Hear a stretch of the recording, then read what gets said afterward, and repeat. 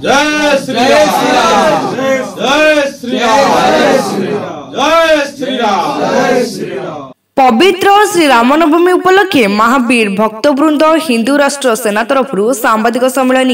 श्री रामनवमी उपलक्षे समस्त विश्ववासी को हार्दिक अभिनंदन। आम जाजपुर रोड व्यासनगर ठारे दीर्घ 3 दिन धरी प्रवचन रही।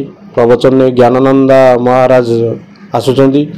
भारत हिंदू राष्ट्र सेना तरफ आमर रामनवमी उपलक्षे समस्त सहरवासी एवं विश्व कल्याण निमंते जो आमर होची प्रवचन कार्यक्रम एवं कलश यात्रा यथाविधि घट स्थापन हो महाप्रभुंकर पूजार्चना हम। एणु ये समस्त सहरवासी योगदान दे प्रभु कृपा लाभ करूँ। एवं आमर विशेष कार्यक्रम रही शोभा यात्रा 8 तारिख दिन 8 तारिख चांदमा पड़िया ठू बाहरी नगर परिक्रमा करी फिर आसी चांदमा पड़िया ठारे रैली पहुँचब। से दिन महाप्रसादर भी सेवन करा जायछि। एणु प्रसाद सेवन समस्त भक्तवृंद करेंगे।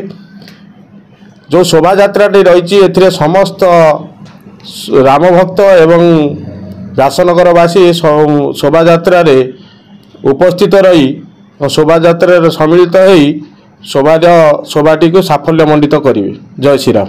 एवं आमर कोरेई ठारे कालीठू गत 11 तारिख दिन पर्यंत आमर कार्यक्रम रही।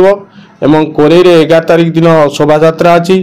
तेणु समस्त कोरेईवासी भी सेठी आसी उपस्थित रही शोभा यात्रा जड़ित रुहतु। जय श्री राम।